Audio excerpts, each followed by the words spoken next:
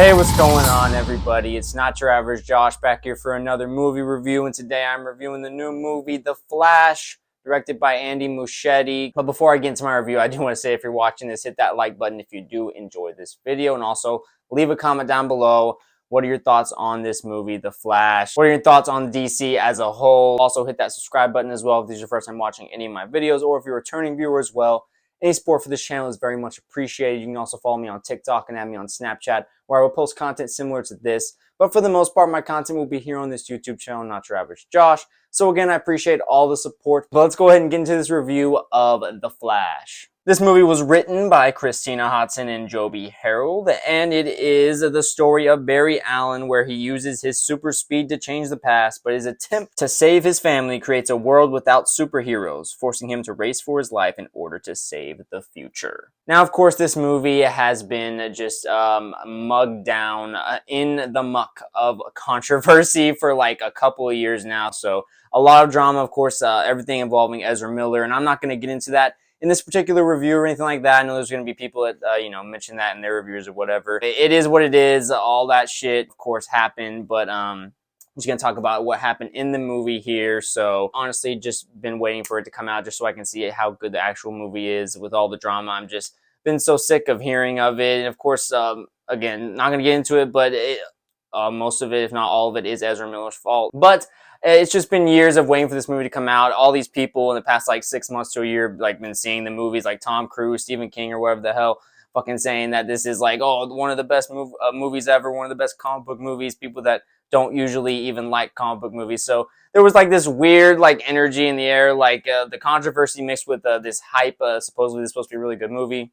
So with all this just creating like a whirlwind, I just wanted this movie to finally come out. And I will say overall, I definitely enjoyed this more than a lot of recent DC films. This movie was really good. It definitely brought that fun to DC movies that I have been kind of waiting for. More of the tone that I like DC films to be. Like, you can have fun with these movies. And now look, I like Zack Snyder. I appreciate a lot of his films. I really did like the Man of Steel film.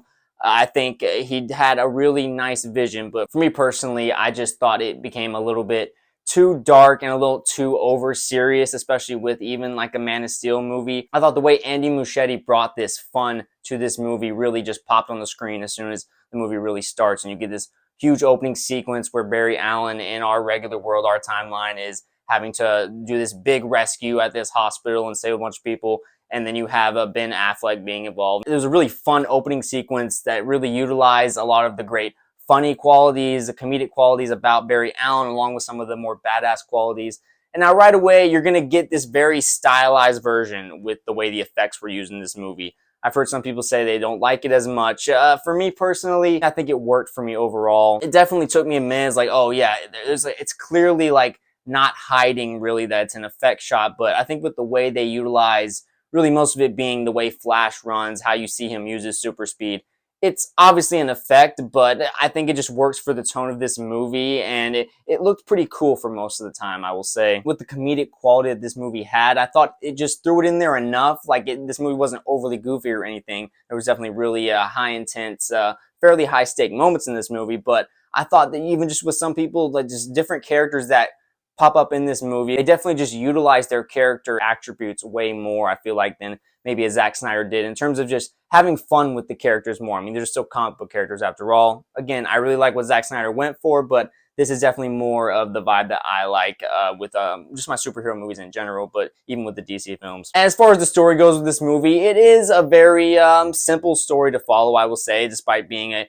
multiversal movie. For the most part, once it gets to the third act of the movie, I will say this movie does get messy. I'd been hearing that going into this, and I think it's definitely just going to depend on how keyed in you are, how invested you are in the story, up to the point where it gets kind of just wild with going back and forth with time here at the end of this movie, where you have both Barry Allen trying to solve this problem that they continue to make worse with what happens, the inciting incident for this main plot of the movie. It never felt like convoluted or anything for me personally. It was still really easy for me to follow along, but I know there might be some people that it's just a little bit too much for them, maybe going a little too wild in the crazy multiverse world. And I know definitely part of me while watching it was like, okay, man, like another movie dealing with multiverse. Like so many superhero movies, seems like every one of them almost nowadays is dealing with it in some way or another. And while I did think, the recent movie Across the Spider-Verse did it really well, it is starting to feel a little bit overused. They're going to this multiverse well in a lot of these comic book stories. But for me, it didn't take me out of the experience because I thought they did it really well still. And of course, what most people are going to be talking about is that Michael Keaton is in this movie. He is really good in this. I was wondering going in, was he going to steal the show maybe from Ezra Miller? But no, I still think Ezra Miller is the standout in this movie, completely great as the character, the Flash, playing as both Barry Allens. But what Michael Keaton brought was definitely fun. To see him back in the bat suit definitely felt like a kind of a homecoming of sense. And the way they told the story of why Michael Keaton pops up and how it all happens, it made sense for me. As I said, it's really a very simple story to follow for the most part for what it is for the first couple acts. But it's really, like I said, the third act that gets kind of just all over the place with just how much with the time jumping that we're doing. A little messy, but I thought they tied it up pretty nicely near the end of this movie. Ezra Miller is really good in this movie. Playing both Barry Allens, I believe that these were two separate Barry Allens. Whenever they were on screen together, it felt like there was two separate people there. The way it was directed too, it all just felt very genuine and real. Brought that charisma that you want to see with the Flash, and with the serious emotional moments, also brought that as well, dealing with this relationship with his parents, the inciting incident being based on his mom and his parents and what happened there. And you definitely feel an emotional connection. And by the end of this movie, it definitely did hit me in a way. Like there's certain moments that did touch me emotionally, I will say. And as far as the action overall in this movie, it kind of goes hand in hand with what I was kind of talking about earlier with the effects. There's going to be certain people that probably are turned off maybe by just the really stylized effects and action in this movie. I really did enjoy it. A lot of it does really just go hand in hand with the Flash and Barry. So even when you have like Sasha Calle as Supergirl fighting in her action, it is kind of a similar look to when Barry's doing a super speed in a way, in terms of how the camera is going a little bit slow motion at times. But for me, it wasn't annoying or anything. Again, it worked for the most part for me. Wasn't completely blown away by it, but I did enjoy it overall. Sasha Calle as Supergirl, I really did enjoy her. Seeing her in the trailer was really probably the most intrigued by what her character was going to bring to this. And I really did enjoy her for the most part, mainly with her action scenes fighting General Zod. She really brings this fierceness with Supergirl, and it was just really awesome to kind of see a different version. Michael Shannon back as General Zod. It's always really nice to see his evil presence that he brings to this. And definitely with Man of Steel coming out about 10 years ago, it definitely gave me flashbacks to watching Man of Steel. Retro calling back to that in a way with him being there. There's also several other appearances that are in this movie that I'm not going to spoil, that aren't in the trailers at all, that are definitely really fun. They kind of sprinkle it in throughout this movie, and it definitely brings another level of fun to this movie. And it made sense also within the story. With how much multiversal superhero stories we get, this is definitely a story that we've kind of seen before, even at this point, I feel like. But I thought it was really executed very well. This movie is really made by the performance by Ezra Miller. Nice having Michael Keaton back in here. Ben Affleck, the little moments that he has in here, even doing some action as Batman was really cool. The way it was shot as well, definitely really nice, entertaining action that I was definitely into. But yeah, overall, I thought it was a pretty solid movie.